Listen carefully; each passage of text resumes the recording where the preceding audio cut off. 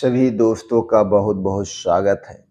दोस्तों, घुटनों के दर्द में कोई कहता है एक्सरे करा लो, कोई कहता है एमआरआई करा लो और कोई सीधे ब्लड टेस्ट लिख देता है।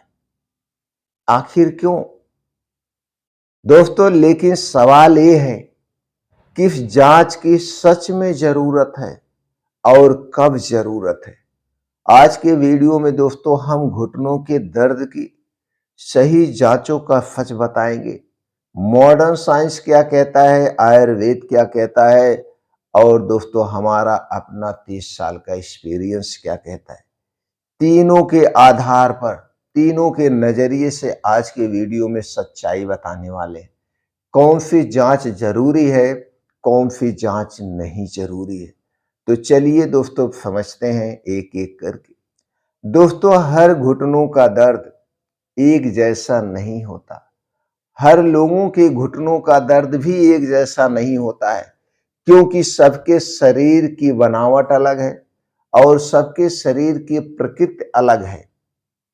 किसी का शरीर वात दोष, किसी के शरीर में कफ दोष ज्यादा होता है, किसी के शरीर में पित्त दोष ज्यादा होता है। तो ना तो एक दवा सबके लिए है, ना तो एक जांच सबके लिए होती है और ना तो एक डाइट सबके लिए होती है। सबके शरीर के अनुसार दवा होती है, डाइट होती है और जांच होती है। तो दोस्तों चलिए जानते हैं घुटनों के दर्द एक जैसा क्यों नहीं होता। दोस्तों, कभी कारण कार्टिलेज का होता है, कभी कारण होता है लिगामेंट का, कभी होता है कारण इंफ्लेमेशन का और कभी होता है विटामिन डी इफिशियंसी की। क्योंकि क्योंकि अलग अलग कारण होते हैं घुटनों के दर्द के। तो जब आप गलत जांच तो गलत इलाज होगा। तो चलिए आप जानते हैं एक्सरे कब कराना जरूरी होता है। सबसे पहले दोस्तों, एक्सरे सबसे ज्यादा लिखा जाने वाला टेस्ट होता है। सब लोग लिखते हैं भैया दर्द नहीं होता तो घुटनों का टेस्ट करा लो, और मरीज सबसे पहले वो खुद कहता है डॉक्टर साहब जो भी जांच आप करवाना हो वो सारी जांचें करवा लीजिए, क्योंकि उसे सच्चाई नहीं पता है। मॉडर्न साइंस क्या कहता है? मॉडर्न साइंस कहता है एक्सरे दिखाता है, क्या दिखाता है? जॉइंट स्पेस कम हुआ या नहीं, हड्डी का हड्डी का एलिगमेंट क्या है, ऑस्टियोआर्थराइटिस की स्टेज क्या है, एक्सरे दिखाता है। एक्सरे क्या नहीं दिखाता है ये भी जानना जरूरी है। अगर आप एक्सरे कराते तो ये चीजें दिखेगी, और एक्सरे में क्या नहीं दिखता ये भी जानना जरूरी है। कार्टिलेज की actual thickness, ligament injury, yearly stage problem. शुरुआती दर्द में एक्सरे नॉर्मल भी आ सकता है, तो एक्सरे में तीन चीजें नहीं दिखती। और आयुर्वेद क्या कहता है? आयुर्वेद कहता है एक्सरे तब कराएं जब संधि विकृत अस्पष्ट हो, यानी कि जब जोड़ों का दर्द अस्पष्ट हो कि नहीं आपको वास्तव में जोड़ों का ही दर्द है, तो एक्सरे कराना चाहिए, आयुर्वेद कहता है।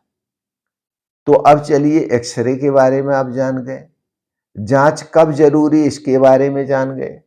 अब जानते हैं एमआरआई कब जरूरी होता है। दोस्तों, एमआरआई हर दर्द के लिए नहीं होती है। और एक चीज ये भी स्पष्ट कर दे, चाहे एमआरआई हुआ, चाहे अल्ट्रासाउंड हुआ, चाहे एक्सरे हुआ, इससे जो भी किरणें निकलती हैं ये हमारे शरीर के लिए बहुत ही हानिकारक है, बहुत ही हानिकारक है। आप ये स्पष्ट तौर पे जान लीजिए। तो एमआरआई से क्या दिखता है? एमआरआई से आपका दिखेगा कार्टिलेज डैमेज है कि नहीं है, लिगामेंट की स्थिति और साइनोवियल इन्फ्लेमेशन, ये एमआरआई से दिखता है। तो एमआरआई कराना कब जरूरी होता है ये भी जानना बहुत जरूरी है। दोस्तों, एमआरआई कराना तब जरूरी होता है जब चोट लगी हो, अचानक से तेज दर्द हो, एक्सरे नॉर्मल लेकिन दर्द ज्यादा हो। एक्सरे में आपका नॉर्मल आ रहा है लेकिन दर्द ज्यादा हो रही है, दोस्तों सिर्फ उम्र की वजह से एमआरआई कराना जरूरी नहीं होता है, एमआरआई लक्षण के हिसाब से कराया जाता है। अब आयुर्वेद क्या कहता है एमआरआई के पीछे? एमआरआई शरीर की तस्वीर है, लेकिन इसके पीछे क्या छुपा हुआ है? कारण छुपा हुआ है, दोष। दोष छिपा हुआ है, आपके शरीर का दोष असंतुलित है।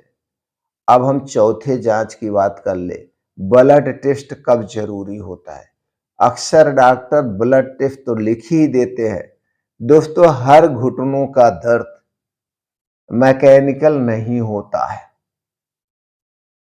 जरूरी ब्लड टेस्ट कौन से होते हैं? EFR, CRP, RA factor, uric acid, vitamin D और कैल्शियम।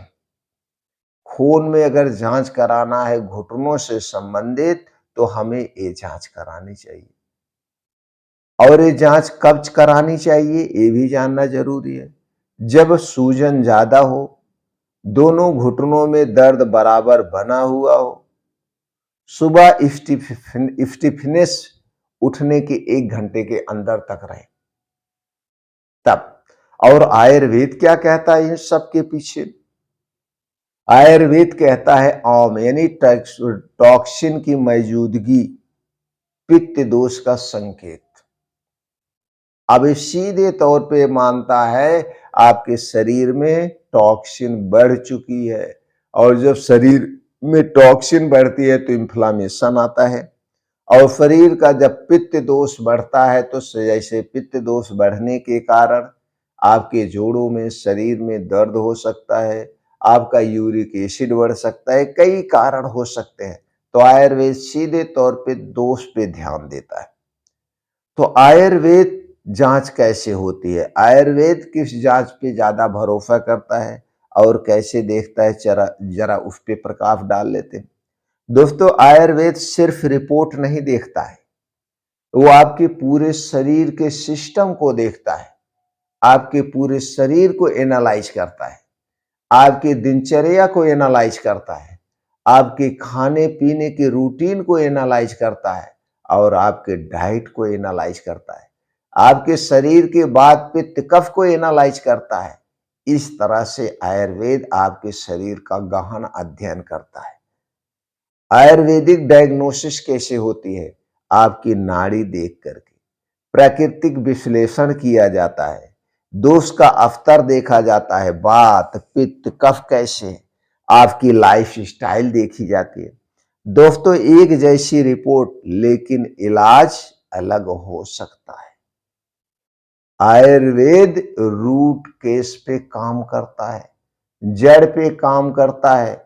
घुटनों का दर्द हुआ क्यों, घुटनों का दर्द होने के पीछे का कारण क्या है, और उस कारण को खींच के निकालता है और उस कारण का इलाज करता है।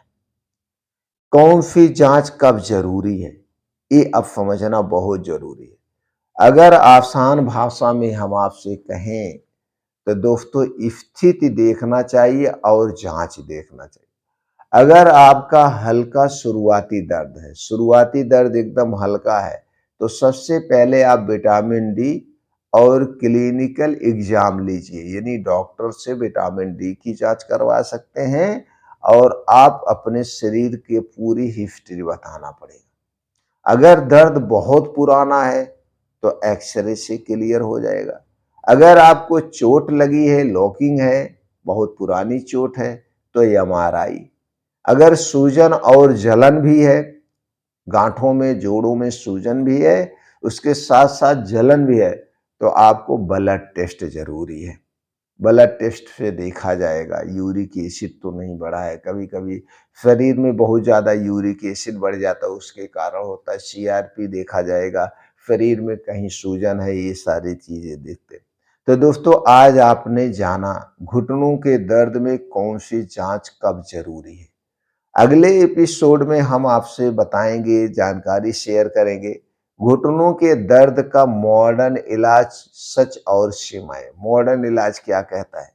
इसीलिए इस वीडियो को लाइक करें, सेव करें, सब्सक्राइब करें, लोगों तक शेयर करें और बेल आइकॉन का बटन ऑन करें, जिससे अगली वीडियो की नोटिफिकेशन आपको मिल जाए। दोस्तों, अगले में आप बहुत कुछ सीखेंगे, इसलिए अगली वीडियो को मिस मत करना। तब तक के लिए एक छोटा सा रूटीन अपनाइए। रात का खाना सूर्य डूबने के 2 घंटे पहले खाइए और अगले दिन सूर्योदय के 2 घंटे के बाद। यानी आपका घड़ी है सूर्य की किरण, सूर्य की किरण के 2 घंटे पहले शाम का खाना और सूर्य की उगने के 2 घंटे के बाद सुबह का खाना। ये आप अपना लीजिए। 16 घंटे की फास्टिंग, 8 घंटे खाना है। तो दोस्तों, आपके शरीर के सब कुछ सही होने लगेगा, शरीर का सर्केडियन रिदम सब सही हो जाएगा।